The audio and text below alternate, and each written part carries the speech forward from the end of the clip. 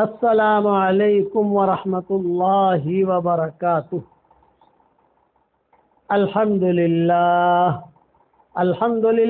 نحمده ونستعینه ونستغفره ونؤمن به ونتوکل علیہ ونعوذ باللہ من شرور انفسنا ومن سیئات اعمالنا ونعوذ باللہ من شرور انفسنا ومن سیئات اعمالنا من يهده الله فلا مضل له ومن يضلله فلا هادي له ونشهد أن لا إله إلا الله وحده لا شريك له ونشهد أن سيدنا ومولانا محمدا عبده ورسوله صلى الله عليه وعلى آله وأصحابه وبارك وسلم تسليما كثيرا كثيرا.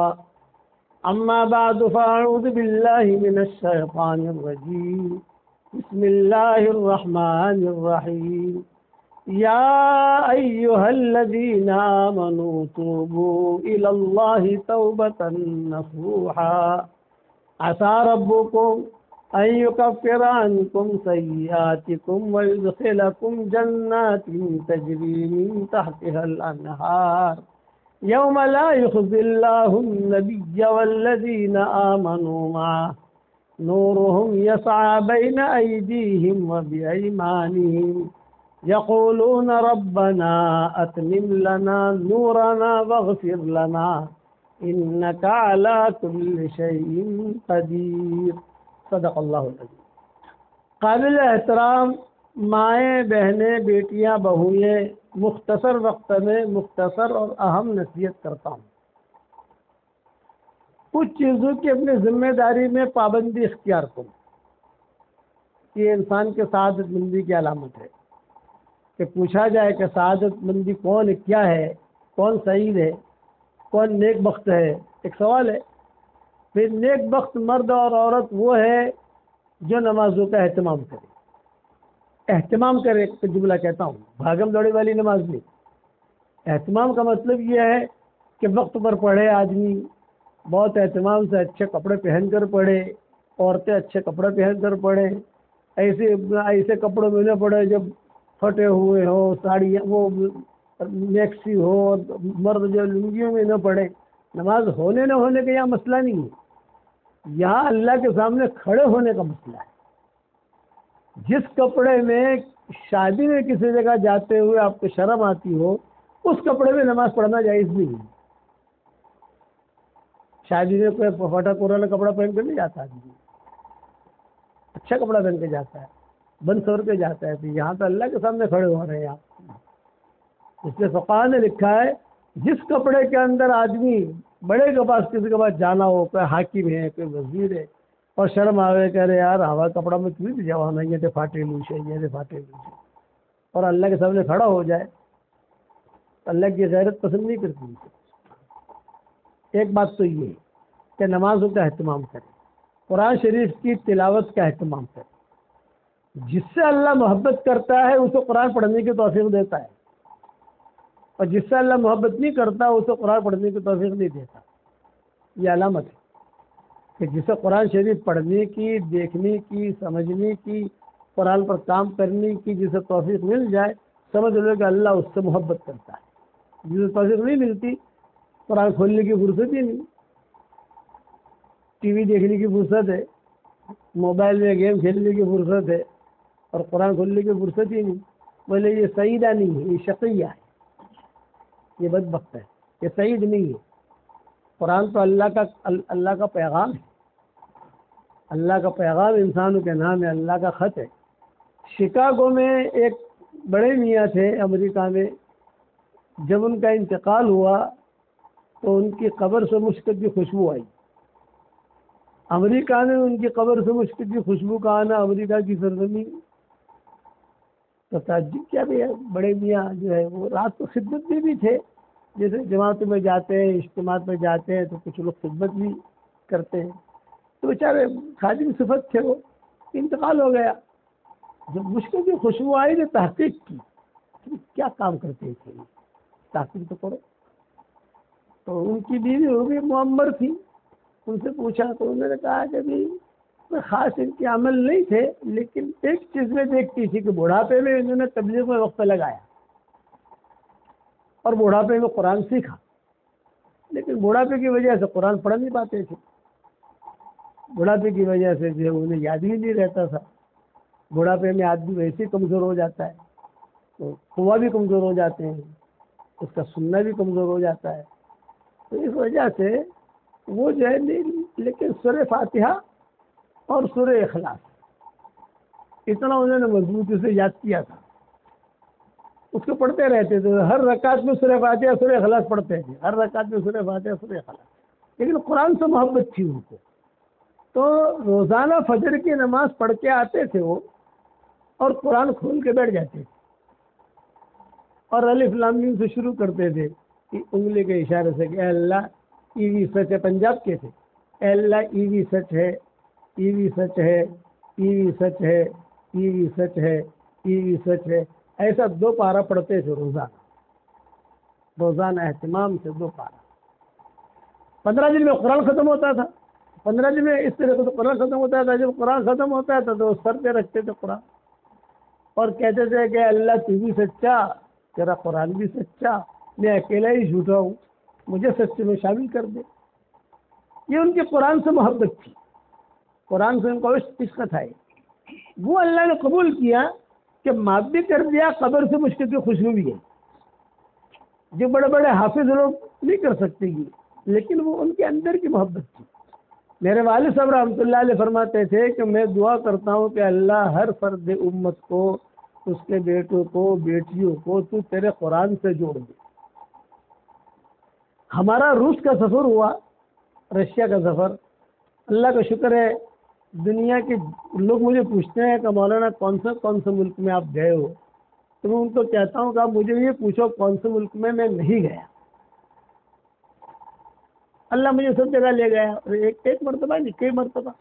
تو رشیا کا جو ہمارا سفر ہوا تو وہ دن ایسے تھے، وہ گھڑیاں ایسی تھی کہ مسجدیں بند تھی، کوئی مسجد کھلی ہوئی نہیں. اور مسجدیں شاندار ترکوں کی بنائی ہوئی، شاندار مسجد. اور ترکی نسل بھی وہاں، کردی نسل، ترکی نسل یہ وہاں رہتی تھی. ایسی شاندار مسجد ہے لیکن بند.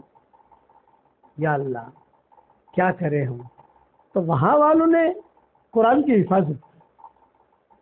قرآن کی حفاظت کیسے کی؟ وہ جو ہے قبر کھودتے تھے اور رات کے وقت میں قبر میں بچوں کو بٹھاتے تھے اور بچوں کو بٹھا کر جو ہے وہ قرآن حفظ کراتے تھے. وہاں کے لوگ پولیس والے آتے تھے، قبرستان ہے، ارے بولے تو اس میت کو لے کر آئے ہیں، تو قبر ویسے میت ساتھی گھبراتا ہے تو پولیس والے چلے جاتے تھے. کئی لوگ ہوتے تھے، دوسرے لوگ باہر رہتے تھے، اور یہ اساتذہ جو ہے قرآن اس طریقے سے کئی بچوں کو انہیں حفظ کرایا. قرآن سے ان کی اتنی محبت کہ ہمارا خود کا جب سفر ہوا تو عید کے دن ہم وہاں پہنچے. اب عید کے دن ہم وہاں پہنچے، مسجد بند. 1978 کا ایک قصہ ہے. عید کا دن تھا اور عید کے دن ہم اس گاؤں میں پہنچے. 2-4 مسجدیں تھیں لیکن بڑی مسجدیں بنی ہوئی بہت. تو ہم نے کہا بھی اب عید کی نماز کہاں پڑھیں گے اور یہاں ٹھہریں گے کہاں؟ تو ہوٹل بھی نہیں اور پہلی ہماری جماعت تھی. تو لوگوں سے ہم نے پوچھا تو انہوں نے کہا کہ وہ جو آفس ہے نا تم وہاں چلے جاؤ، وہاں ایک آدمی بیٹھا ہے، اس سے بات کرو. وہ اپنے اسلام کو چھپائے ہوا ہے، وہ اپنے آپ کو یہودی کہتا ہے لیکن اصل میں وہ مسلمان ہے. تو اس سے بات کرو تو تمہارا کام بن جائے گا. تو ساری مسجدوں کی چابی ہے اس کے پاس. تو حکومت نے منع کیا ہے کہ کسی کو چابی مت دینا. وہ اگر رسک لے لے گئے، یہاں کوئی دیکھتے نہ آتا نہیں ہے، ٹیٹو کا زمانہ تھا اس وقت میں، وہ جو ہے تم جاؤ. ہم گئے وہاں تو بیٹھا ہوا تھا. تو اب سلام ولام تو کب پتہ نہیں کیا ہے کیا نہیں، بیٹھے ہائے ہائے جو کرتے ہیں وہ کر کے بیٹھ گئے. تو اس سے پوچھا انگریزی میں کیوں آئے ہو، کیا ہے؟ میں نے کہا بھائی ہم لوگ مسافر ہیں اور ہم یہاں ہماری ٹھہرنے کی کوئی جگہ نہیں، کھانے کی کوئی جگہ نہیں، بس ہم چاہتے ہیں کہ مسلمان ہیں ہم، کل عید کا دن ہے، ہر آدمی کی تمنا ہوتی ہے کہ عید کی نماز پڑھے۔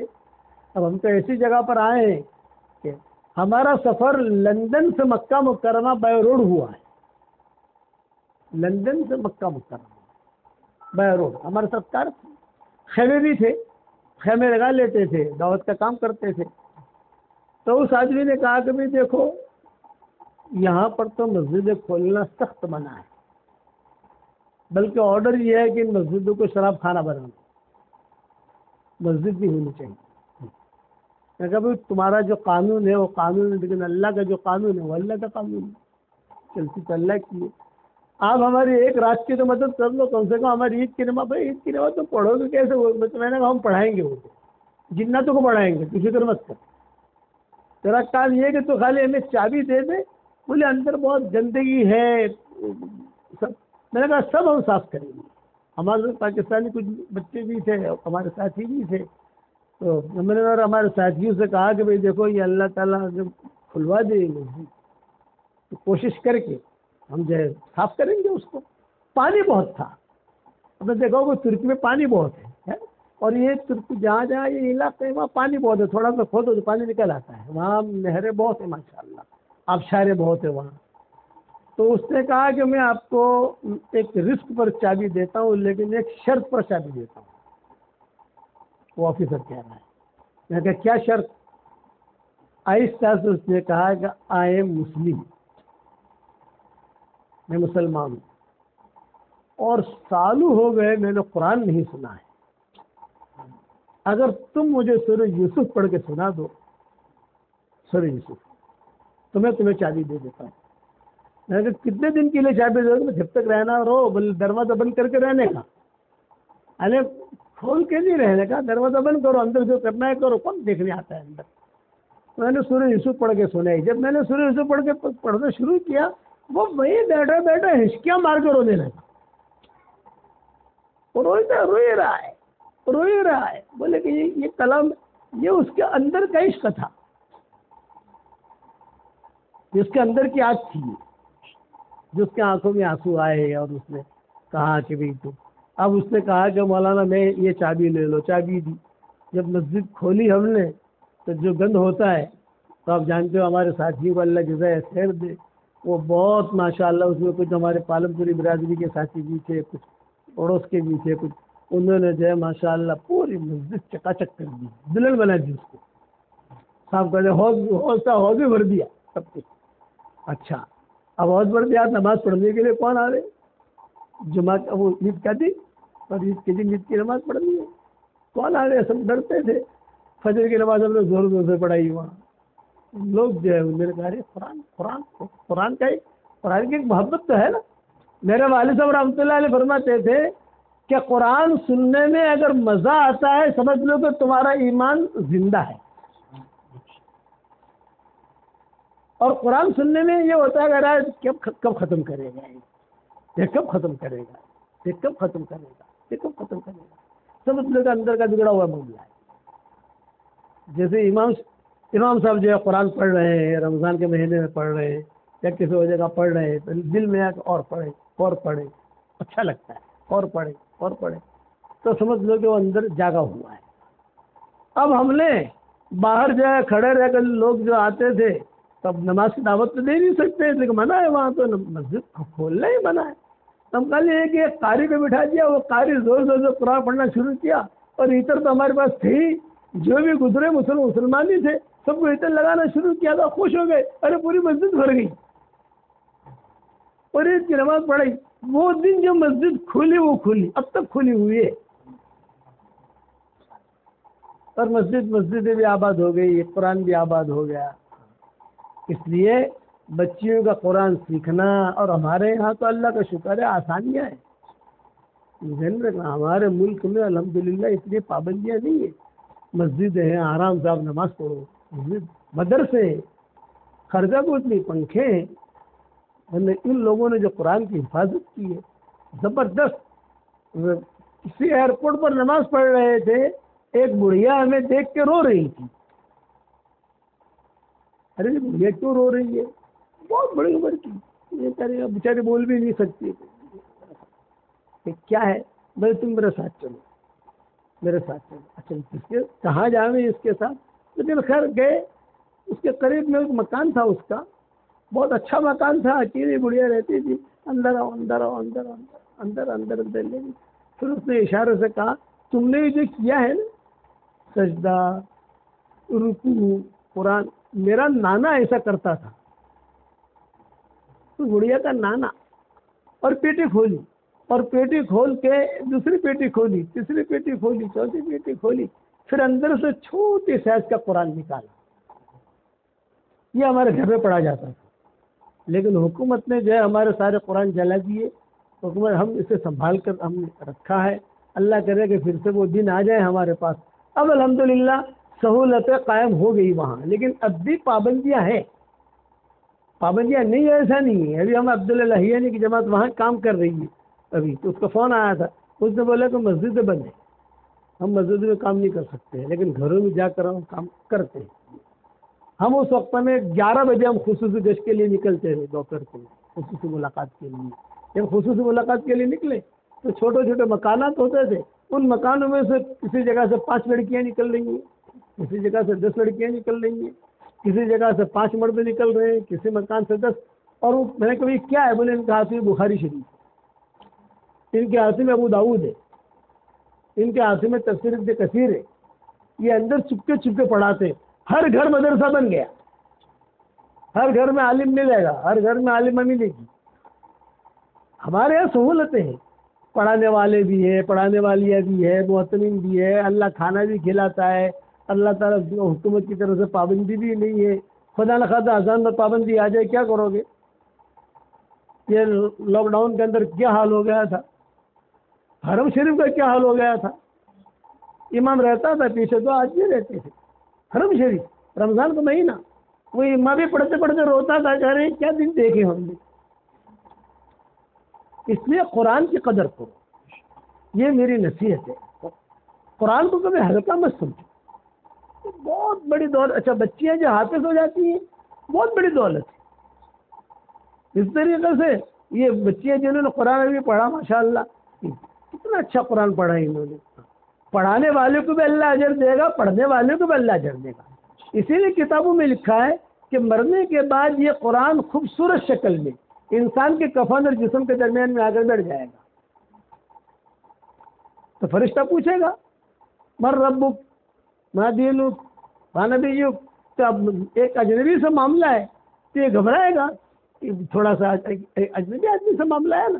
تو یہ قرآن کہے گا قل ربی اللہ قل دینی الاسلام. تو فرشتے کہیں گے من انت یا اخی من الذی سواک وکیلا. ارے تو کون ہے، مجھے کس نے وکیل بنایا؟ تو بولے انا القرآن ما ترکنی فی الدنیا لم اترکہ حتی ادخلہ فی الجنہ. میں قرآن ہوں، اس نے مجھے دنیا میں نہیں چھوڑا، میں جنت میں پہنچائے بغیر اس کو نہیں چھوڑوں گا. وی آئی پی آدمی ہوگا حشر کے میدان میں، ہر آدمی گھبرائے گا حشر کے میدان میں، قرآن والا نہیں گھبرائے گا. مرفوعات مطہرہ کہ وہ قرآن والا گھبرائے گا. قرآن ہے بہت بڑی دولت ہے. تو کہتے تھے کہ انا القرآن ما ترکنی فی الدنیا لم اترکہ حتی ادخلہ فی الجنہ. میں قرآن ہوں، یہ میں اس نے دنیا میں مجھے نہیں چھوڑا، سینے سے لگائے رکھا، اب میں اس کو نہیں چھوڑوں گا، جنت میں پہنچاؤں گا پھر اس کو چھوڑوں گا. لے جنت ہے تیری جا. چنانچہ قرآن کے کچھ صورتیں سفارشیں بن کر آئے گی. ہے جی سنو. دیکھو آپ کیوں بولے مجھے بہت پڑھتا تھا، رات رات بھر جو قرآن پڑھتا تھا، نماز پڑھتا تھا. یہ بھی حدیث میں آتا ہے آدمی وضو کرتا ہے، عورت وضو کرتی ہے اور پھر برابر سے نماز کے لیے کھڑی ہوتی ہے، قرآن پڑھتی ہے، فرشتہ اپنے منہ کو اس کے منہ سے لگا لیتا ہے. صحیح صحیح روایت ہے کہ فرشتہ اپنے منہ کو اس کے منہ سے لگا لیتا ہے اور پھر اندر قرآن اتارتا رہتا ہے. اللہ کا کلام ہے. اسی لیے علماء نے لکھا ہے کہ قرآن کو آدمی خواب میں دیکھے سمجھ لو کہ اس کی سعادت مندی کی علامت ہے. قرآن کو پڑھتے ہوئے دیکھے سمجھ لو کہ بہت اچھا آدمی ہے. قرآن. ایک عورت تھی وہ ہمیشہ خواب دیکھتی تھی کہ اس کی شرم گاہ سے قرآن نکل رہا ہے. اور خواب سناتے ہوئے ڈرتے جی، کس کو سنا دیں، کس کو سنا دیں، کس کو سنا دیں۔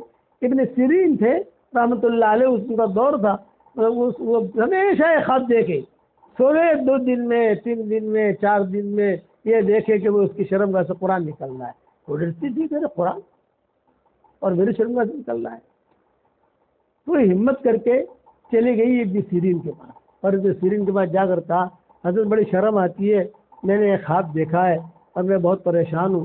تو ابن سیرین نے کہا یہ تیرا خواب بہت مبارک ہے، تو حضرت کیا تعبیر ہے کہ جتنی تیری اولاد ہوگی سب قرآن حافظ ہوگی۔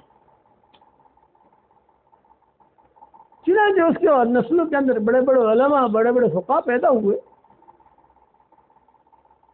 اس لیے یہ جو آپ کی محنت ہے، مدرسہ ہے، بنات کا مدرسہ ہے، یا ہماری مائیں بہنیں قرب و جوار سے جو بھی آئی ہیں، قرآن کو سیکھو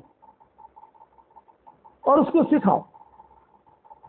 میرا ترجمہ ہے ریاض القرآن کا، تو اس میں نے شروع میں فضائل قرآن جمع کیے ہیں، فضائل number 1، number 2، number 3، number 4، number 5 کر کے، وہ ضرور دیکھو۔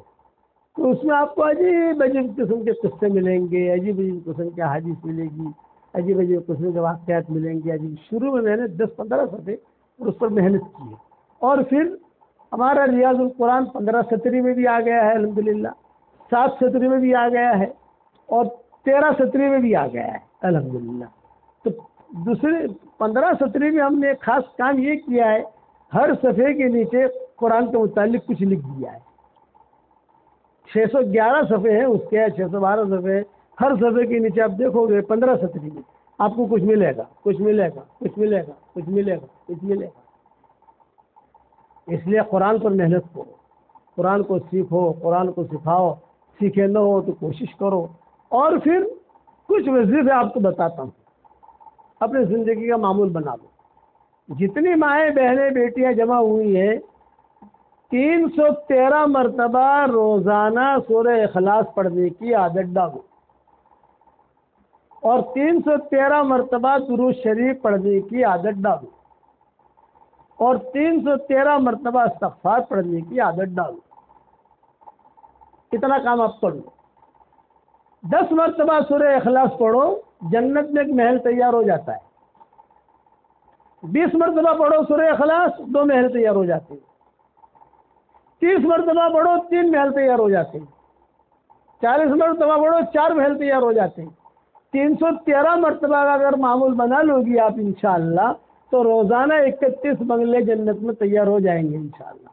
ہاسوٹ میں ایک مکان بنانا ہو تو کتنا پیسہ لگتا ہے، اور یہ ہمارا دین کتنا آسان ہے۔ روزانہ 31 بنگلے بڑے بڑے، اور اس کا الیکٹرک بل ہمیں نہیں بھرنا، مینٹین ہمیں نہیں کرنا، حفاظت ہمیں نہیں کرنی، کوئی دوسرا قبضہ نہیں کرے گا، اور روزانہ 31 بنگلے آپ کے کھاتے میں آ جائیں گے جنت میں انشاءاللہ، اور اس کو انکم ٹیکس والا آپ کو فون بھی نہیں کرے گا۔ دنیا میں تو اگر آپ کچھ بنگلے بناؤ یا کچھ کرو تو جو انکم ٹیکس والے فون کرتے ہیں نا، ارے اتنا پیسہ لائے کہاں سے، اور وہاں یہ چیز نہیں ہے۔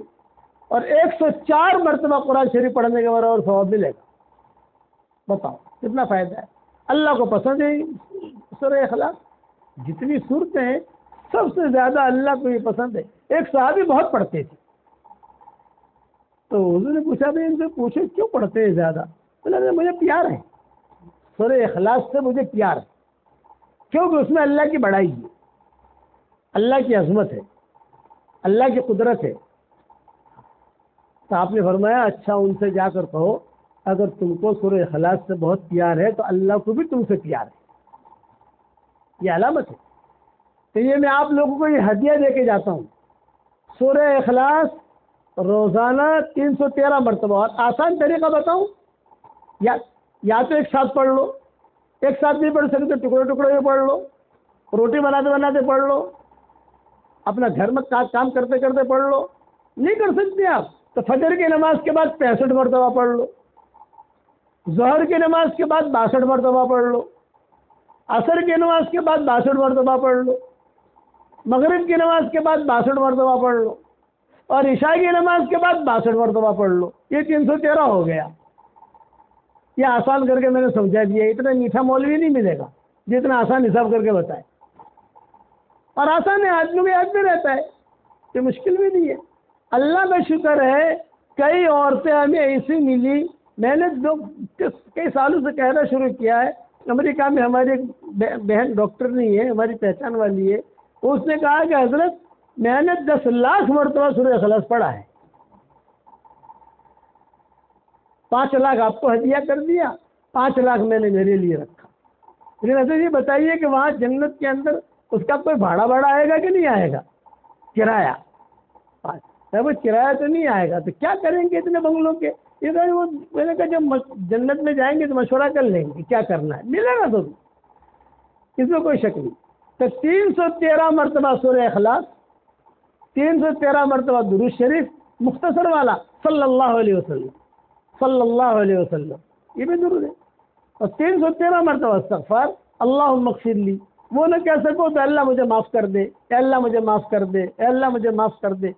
313 کی اس لیے پڑھواتا ہوں کہ بدرین کی تعداد 313 تھی، وہ عادت میں اللہ نے کرنٹ رکھا ہے، کچھ ہے اس کے اندر، کوئی زیادہ بھی پڑھ لے 500 مرتبہ پڑھ لے کوئی جو ہے 1000 مرتبہ پڑھ لے، کوئی حرج نہیں، فائدہ ہی فائدہ ہے۔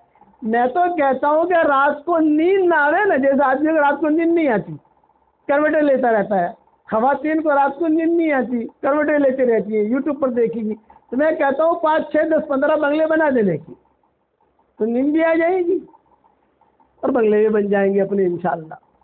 یہ میری طرف سے ہدیہ ہے، 313 مرتبہ سورہ اخلاص، 313 مرتبہ درود شریف اور 313 مرتبہ استغفار، یہ ہو گیا۔ دوسرا، آج کل پریشانیاں بہت ہیں، یعنی چونکہ میں تو جگ پیر ہوں نا، جگ پیر کا مطلب ہے کہ ساری دنیا میں ہمارے سلوک پہنچتے ہیں، ہر آدمی بیچارہ، ہر آدمی، ہر لڑکی، ہر مرد، ہر عورت جو ہے وہ اپنے یعنی بات بیان کرتی ہے، میرا یہ ہے، میرا یہ ہے۔ آسان طریقہ بتاتا ہوں، گھر کے 4 کونے ہوتے ہیں عام طور سے، کہ جس کمرے میں بیٹھا ہوں 4 کونے ہیں، 1 2 3 4، گھر کے 4 کونے ہوتے ہیں، ہر کونے میں ایک ایک مرتبہ آیت الکرسی پڑھ کے دم کر دو، 24 گھنٹے میں 2 مرتبہ، دن میں 1 مرتبہ، رات میں 1 مرتبہ۔ اچھا، اللہ نے آپ کو بہت بڑا بنگلہ دیا ہے ماشاءاللہ، اللہ اور بنگلہ دے اور بہت دے، ہماری دعا ہے آپ کے لیے۔ ہر کمرے میں جا نہیں سکتی، ہر کمرے میں پڑھ نہیں سکتی، آپ ایک کمرے میں پڑھو، اس کا اثر پورے گھر میں چلا جائے گا انشاءاللہ۔ جیسے ہمارا مدرسہ ہے یا کسی کا مکان ہے جو ہے، آپ یہاں بھی پڑھ لو گے تو اس کا اثر آپ کے سب جگہ پہ چلا جائے گا انشاءاللہ۔ یہ حضرت عبدالرحمن ابن عوف کا معمول تھا، حضرت عبدالرحمن ابن عوف کا یہ عمل تھا، وہ کرتے تھے اور کہتے تھے کہ دیکھو میں کرتا ہوں، حضور نے نہیں بتایا تھا ان کو، یہ تجارب الصالحین میں سے آئے گا۔ ایک تو حضور نے کہا ہو عبدالرحمن ابن عوف 4 کونوں میں آیت الکرسی پڑھ، یہ حضور نے نہیں کہا تھا، حضور صلی اللہ علیہ وسلم نے صرف آیت الکرسی کی فضیلت بیان کی تھی، مغرب کے فجر کے نمازوں کے بعد پڑھا کرو، رات کو سوتے وقت پڑھا کرو، اس کی فضیلت عام بیان کی تھی۔ لیکن عبدالرحمن ابن عوف نے اپنے تجربے سے یہ بات کی تھی، وہ ہر کونے میں اپنے گھر کے پڑھتے تھے، اللہ نے بہت مال دیا، 4 بیویاں بھی دی، اور جب ان کا انتقال ہوا تو اتنا زیادہ پیسہ سونا نکلا ان کے گھر سے کہ اس کو وراثت میں تقسیم کر رہے تھے، کاٹتے کاٹتے ان کی کدالیاں جو تھی ہتھوڑے وہ بھی ٹوٹ گئے، لیکن سونا ختم نہیں ہوا تھا۔ یہ عبدالرحمن ابن عوف، ان کے بدن پر بال بہت تھے اور داڑھی ان کی بہت گھنی تھی، عبدالرحمن ابن عوف کی بال اتنے تھے کہ جوئیں پڑتی تھی، جیسے عورتوں کے بال میں جوئیں کیوں پڑتی ہیں، بال زیادہ ہوتے ہیں، اگر مرد بھی ایسے ہی بال رکھے تو ان کے بالوں میں بھی جوئیں پڑے گی، تو ان کے بدن پر جوئیں پڑتی تھی۔ یہ حضور کے پاس آتے تھے اور کہتے تھے کہ حضرت جوئیں بھی پڑتی ہیں، اور دوسرا یہ کہ مجھے یہ کپڑے بھی راس نہیں آتے، سوتی پہنوں، یہ پہنوں۔ آپ نے فرمایا تو ریشم کا پہن جا، حضور نے ان کو ریشم پہننے کی اجازت دی، صرف عبدالرحمن ابن عوف کو اور کسی کو نہیں۔ ان کا دیکھے دیکھے خالد بن ولید نے بھی کرتا سلا لیا، کہ دونوں کے مزاج میں میل نہیں تھا، عبدالرحمن ابن عوف اور خالد بن ولید کے مزاج میں میل نہیں تھا، کچھ نہ کچھ کھٹپٹ ہوتی رہتی تھی۔ حضور کے پاس قصے آتے تھے تو حضور سمجھاتے تھے یہ کرو یہ کرو یہ کرو، تو اب تو خالد بن ولید نے پہن لیا۔ حضرت عمر نے کہا بھائی خالد یہ کیا؟ تو خالد بن ولید نے کہا وہ چچا کو تو کہتے نہیں، آپ جو کو پہن کر آئے ہیں ریشم کا کپڑا، اور میں پہنتا ہوں تو اشکال کرتے ہو آپ۔ یہ حضرت عمر سے کہا۔ حضرت عمر نے کہا چچا کو تو حضور نے اجازت دی تھی، تجھے اجازت نہیں دی ہے، اس نے نکال، چنانچہ نکال دیا انہوں نے جا کر، لیکن ریشم تھا مہنگا تو انہوں نے اپنے چھوٹے بچوں کے کپڑے بنا لیے، ضائع نہیں جاوے نا، عورتوں کی عادت ہوتی ہے ضائع نہیں جاوے، ٹکڑا ہے یہ ہے یہاں لگا لو یہاں لگا لو یہاں لگا لو، بچے کو بنا لیا۔ بچے لے کر آئے خالد بن ولید، جب بچے لے کر آئے تو حضرت عمر نے کہا کہ یہ کیا؟ یہ کہا حضرت وہ میرا کپڑا تو ضائع ہوتا۔ بولے ان کو بھی اجازت نہیں ہے، مردوں کو اجازت ہے ہی نہیں، نکال ان کے کپڑے۔ صرف عبد الرحمن ابن عوف حضور نے خاص اجازت دی تھی، صرف ایک ہی صحابی اور کوئی نہیں، یہ عبد الرحمن ابن عوف۔ کیا مال بھی اللہ نے بہت دیا، اور ان کا معمول تھا یہ، میں نے بکھرے موتی میری کتاب ہے، یہ آپ کے ہاسوڑ میں بھی ہوگی، کئی خواتین کے پاس بھی ہوگی، 12-13 جلدیں آ گئی ہیں اس کے الحمدللہ، اس میں نے مضمون لکھا ہے کہ عبد الرحمن ابن عوف کا یہ معمول رہا تھا کہ اپنے گھر کے چاروں کونوں میں آیت الکرسی پڑھتے تھے۔ آپ اگر یہ معمول بنا لو گی انشاءاللہ تو جنات، جادو، نظر، حسد سب بھاگ جائے گا۔ اور ایک جنات کا وظیفہ، جناتی جو صالحین ہوتے ہیں نا، ایک جنات نے کہا کہ بھائی 100 مرتبہ آیت الکرسی زندگی میں ایک مرتبہ پڑھو، ایک بیٹھک میں، زندگی میں ایک مرتبہ، روزانہ نہیں، 1000 مرتبہ نہیں پڑھنا، 100 مرتبہ ایک مرتبہ پڑھ لو بیٹھ کر، آدھا گھنٹہ لگے گا، 1 گھنٹہ لگے گا بس، اور پھر ہر نماز کے بعد 1 مرتبہ 2 مرتبہ پڑھتے رہو، تمہاری طرف جنات دیکھے گا بھی نہیں۔ بولے ہم لوگ دیکھیں گے بھی نہیں تمہاری طرف، بولے اتنا پاورفل ہے، لیکن ہمیں اس کی قدر کیوں نہیں ہے کہ باپو لوگوں کو ہم نے دیکھا ہے۔ آج کل باپو پر بھروسہ ہے نا، فلاں باپو کہے گا کالا دھاگا لاؤ، لال دھاگا لاؤ، لال مرغی لاؤ، کالی مرغی لاؤ، کالی بکری لاؤ، اس کے اندر امت پڑی ہوئی ہے۔ میں نے مومن کا ہتھیار لکھی اس وجہ سے تاکہ باپو کے چکر سے مٹے، حضور صلی اللہ علیہ وسلم کے باتوں پر۔ ہمارے خاندان میں ایک خاتون تھی، بہت بیمار رہتی تھی، تو مولانا یوسف صاحب رحمۃ اللہ علیہ خواب بھی آئے اور مومن کا ہتھیار دکھائی، تو بہت پریشان ہے، تجھے کینسر ہے اور بہت ٹینشن میں رہتی ہے، تو جو علاج کرانا ہے کرا، لیکن یہ کتاب مضبوط یوسف پکڑ لے۔ مومن کا ہتھیار دکھائی مولانا یوسف صاحب رحمۃ اللہ علیہ نے کہ یہ کتاب پکڑ لی۔ اب وہ دیکھا تو ارے یہ تو مولانا کی کتاب ہے، منگوائی الحمدللہ، اور منگوانے کے بعد جو اللہ کے کرم سے ٹھیک ٹھاک ہے، چل رہی ہے ماشاء اللہ۔ اس لیے مومن کا ہتھیار بھی پڑھو، اور یہ آیت الکرسی والا عمل بھی میری طرف سے میں ہدیہ دیتا ہوں آپ کو، اسے کرو آپ اپنے گھر کے چاروں کونوں کے اندر چپکے سے پڑھ لینے کا۔ اور پھر تیسری بات یہ کہ آپس میں محبتیں ہوں، اس کے لیے گھر کی کوئی بھی عورت، کوئی بھی بچہ، کوئی بھی بڑا یا چھوٹا، ایک مرتبہ صرف فاتحہ پڑھ کر پانی پہ دم کر دے، وہی پانی چائے میں استعمال ہوگا، وہی پانی کھانے میں استعمال ہوگا، وہی آپس میں محبتیں رہے گی انشاءاللہ۔ اور دین پر چلنے کی کوشش کرو، اور میں ہمیشہ دعا کرتا ہوں اس مرد کے لیے، اس عورت کے لیے جو مجھے اپنی دعاؤں میں یاد رکھتا ہے۔ اگر میرے لیے دعا کرو گی، مجھے اپنی دعاؤں میں یاد رکھو گی، تو میری ساری دعاؤں میں انشاءاللہ پارٹنر رہو گی، میرے کام میں بھی پارٹنر، میرے سبقوں میں پارٹنر، میرے قرآن کے ترجمے میں پارٹنر، ہمارے ہر دن کا کام اللہ ہم سے جو لے رہا ہے وہ اللہ لے رہا ہے، ہم نہیں کر رہے، یہ اللہ کا فضل ہے، اللہ کا کرم ہے، اللہ جو لے رہا ہے، ان سب میں آپ پارٹنر رہو گی انشاءاللہ۔ اس لیے مجھے اپنی دعاؤں میں یاد رکھنا۔ پھر دعوت کا کام ہمارا ہے سدا بہار ہے، کبھی شوہر کے ساتھ 3 دن کے لیے چلی گئی، کبھی 10 دن کے لیے چلی گئی، کبھی 40 دن کے لیے چلی گئی، جیسے مشورے میں طے ہو جائے، جہاں ہمارے ساتھی بھیج دیں، وقت لگاؤ، گھر کی تعلیم کرو، بہت اہتمام کے ساتھ تعلیم کرو، اور قرآن کو مضبوطی سے پکڑو، قرآن کو مضبوطی سے پکڑو، قرآن کو مضبوطی سے پکڑو۔ میرا ترجمہ آ گیا ہے ریاض القرآن، تقریباً 17 قسم کے ہمارے ترجمے اور 17 قسم کے ہمارے قرآن چھپ گئے ہیں، تیار ہو گئے ہیں یہ، اور میری خواہش ہے کہ 1000 قسم کے لاؤں گے، یہ میری تمنا ہے۔ اب زندہ رہتے نہیں رہتے، لیکن آدمی کی امید تو رہنی چاہیے نا۔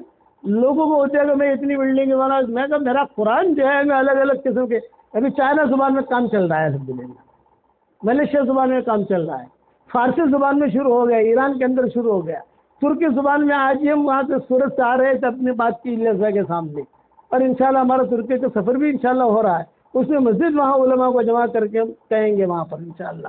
جاپانی زبان میں ہم کوشش کریں، فرانس زبان میں کوشش کر رہے، باقی کئی گجراتی میں آ گیا، ہندی میں آ گیا، انگلش میں آ گیا، رومن انگلش میں آ گیا، ماشاءاللہ اردو میں آ گیا، ہندی میں آ گیا، کیرلا زبان میں چھپ گیا، برما زبان میں چھپ گیا، جا رہا ہوں، اور بنگلور کی زبان کنیڈی زبان کہتے ہیں اس میں چھپ گیا، سب لوگ لے رہے ہیں، گھروں میں جا رہا ہے ماشاءاللہ۔ تو جون سی زبان آپ کو یاد ہو، میں کہتا ہوں کہ ایک ایک آیت کا ترجمہ دیکھو آپ، اچھا تو ایک کم سے کم ایک صفحہ دیکھ لو، نہیں پڑھ سکتے ایک ایک آیت تو دیکھ سکتے ہو، ایک آیت کا کیا ترجمہ ہے، ایک آیت کا کیا ترجمہ ہے، اتنا آسان کیا ہے الحمدللہ کہ زیادہ تفسیریں دیکھنے کی ضرورت نہیں پڑی، اس میں مل جائے گا انشاءاللہ۔ اللہ تعالیٰ ہم سب کو عمل کرنے کی توفیق عطا فرمائے۔ ابھی اذان ہو رہی ہے، جواب دے دو، پھر ہم دعا کرا لیتے ہیں انشاءاللہ۔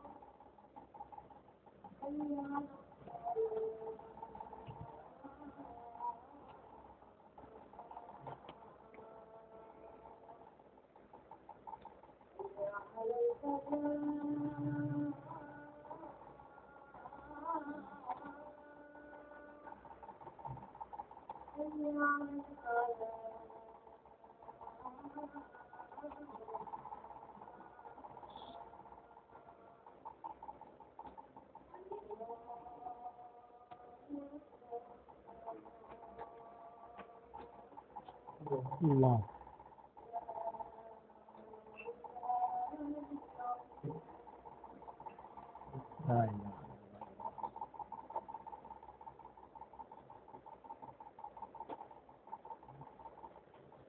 اللهم لك الحمد كما أنت أهله، وصل وسلم على سيدنا محمد كما أنت أهله، وافعل بنا ما أنت أهله، فإنك أهل التقوى وأهل المغفرة۔ اللهم لك الحمد حمدا حمدا، لك الشكر شكرا شكرا، لك الحمد كما ينبغي لجلال وجهك وعظيم سلطانك۔ اے ہمارے پیارے اللہ، ہمارے گناہوں کو معاف فرما، ہماری خطاؤں سے درگزر فرما۔ جتنی مائیں بہنوں اور بیٹیاں جمع ہوئی ہیں، بہویں جمع ہوئی ہیں، بچیاں جمع ہوئی ہیں، تو ان سب کو بے انتہا قبول فرما۔ اے اللہ ان سب کو بے انتہا قبول فرما، ہم سب کی نجات کا ذریعہ بنا۔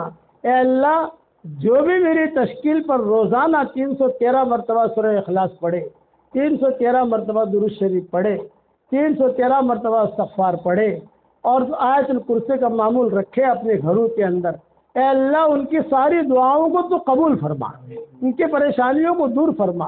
اے اللہ جن کے لڑکے لڑکیاں شادی کے لائق ہوں، غیر شادی شدہ ہوں، بہترین جوڑوں کا ان کے لیے انتظام فرما۔ جب یہ اولاد ہوں، نیک صالح اولاد انہیں نصیب فرما۔ جن کے اولاد تھے مگر نافرمان ہیں، ان کے نافرمان اولاد کو فرما بردار بنا دے۔ اچانک کا خیر تو ہمیں نصیب فرما، اچانک کے شر سے تو ہماری حفاظت فرما۔ جن بچیوں نے قرآن ختم کیا ہے، ان کے قرآن ختم ہونے کو قبول فرما۔ جس استاد نے پڑھایا، جس مدرسے میں پڑھا، کہ اللہ تو ان کو بھی قبول فرما، اساتذہ کو بھی قبول فرما، پڑھنے والیوں کو بھی قبول فرما، پڑھانے والیوں کو بھی قبول فرما، پڑھانے والوں کو بھی قبول فرما، اس ادارے کو قبول فرما۔ اے اللہ پورے ہاسوٹ والوں کو قبول فرما، پورے ہاسوٹ والوں کو قبول فرما، اور قرب و جوار کی بستیوں کو قبول فرما۔ ہمیں قرآن کا نور عطا فرما۔ اے اللہ قرآن تیرا دسترخوان ہے، اے مالک قرآن تیرا دسترخوان ہے، تیرے دسترخوان سے فائدہ اٹھانے کی ہمیں توفیق عطا فرما۔ تیرے دسترخوان سے فائدہ اٹھانے کی ہمیں توفیق عطا فرما۔ اے اللہ ہواؤں کے ساتھ جو خیریں آتی ہیں وہ خیریں ہمارے لیے مقدر فرما، اور ہواؤں کے ساتھ جو برائیاں آتی ہیں ان برائیوں سے عافیت سے تو ہماری حفاظت فرما۔ اے اللہ جس کے دل میں جو جائز مرادیں ہوں عافیت سے ان کے جائز مرادوں کو پوری فرما کر اس میں خیر کی شکلیں اور صورتیں پیدا فرما۔ اور اے اللہ جس کے دل میں یہ جائز تمنائیں ہوں آپ جانتے ہیں، آپ کی بندی جانتی ہے، اس کی جائز تمنا کو پوری فرما۔ اور جو جس لائن کی پریشانی میں مبتلا ہو اے اللہ اس کی پریشانی کو تیرا علاوہ کوئی نہیں جانتا، یہ کہنا بھی نہیں چاہتی، عافیت کے ساتھ ان سب کی پریشانیوں کو دور فرما۔ میری اس دعا پر دنیا بھر میں جہاں کہیں آمین کہی جائے ان سب کے جائز مرادوں کو بھی پوری فرما اور ان کی ساری حاجات کو پوری فرما۔ ہمارے سفر کو تو بے انتہا قبول فرما، قدم قدم پر دستگیری فرما، قدم قدم پر اعانت فرما۔ سفر میں تو ہمارا ساتھی ہو جا، پیچھے رہنے والوں میں ہمارا خلیفہ ہو جا۔ آپ سے اچھا ساتھی کوئی نہیں ہو سکتا، آپ سے اچھا خلیفہ کوئی نہیں ہو سکتا۔ اے اللہ آپ سے اچھا ساتھی کوئی نہیں ہو سکتا، آپ سے اچھا خلیفہ کوئی نہیں ہو سکتا۔ اے اللہ اپنے فضل و کرم سے ہمارے سفروں کو عافیت سے بہت قبول فرما، ہمارے ہونے والے ترکی کے سفر کو عافیت سے بہت آسان فرما، بے انتہا قبول فرما۔ ترکی کے اندر سب جگہ ہدایت کے پھیلنے کا ذریعہ بنا، سب جگہ ہدایت کے پھیلنے کا ذریعہ بنا۔ جو ترکی پہلے تھا اسی ترکی کو اس جیسا بنا دے، خلافت عثمانیہ جیسا بنا دے۔ تیرے نزدیک کوئی مشکل نہیں ہے، ہم گنہگار ہیں، خطا کار ہیں۔ اے اللہ ہمیں مانگنا نہیں آتا مگر تجھے دینا تو آتا ہے، اپنے کرم سے تو عطا فرما دے، اپنے فضل سے عطا فرما دے۔ اور اے اللہ رسول اللہ صلی اللہ علیہ وسلم نے جتنی خیر کے لائن کی دعائیں مانگی ہے وہ ساری کی ساری ہم سب کے لیے مقدر فرما، اور جن شرور سے پناہ چاہی ہو ان شرور سے تو ہماری حفاظت فرما، اور اپنے فضل و کرم سے ہماری دعاؤں کو قبول فرما۔ سبحان ربنا رب العزت عما یصفون وسلام علی المرسلین والحمد للہ رب العالمین۔